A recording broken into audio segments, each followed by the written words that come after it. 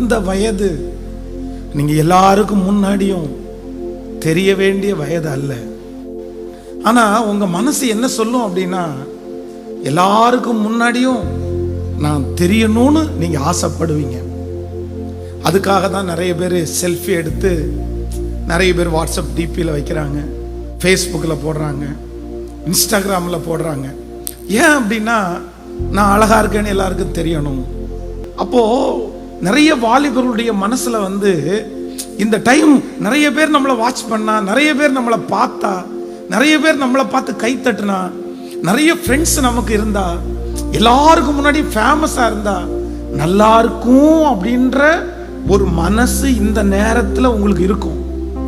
ஆனா உண்மை என்ன அப்படின்னா, நீங்க வருங்காலத்தில் வெற்றி உள்ளவர்களாய் மாறுவதற்கு உங்களுக்கு ஒரு இடம் தேவை.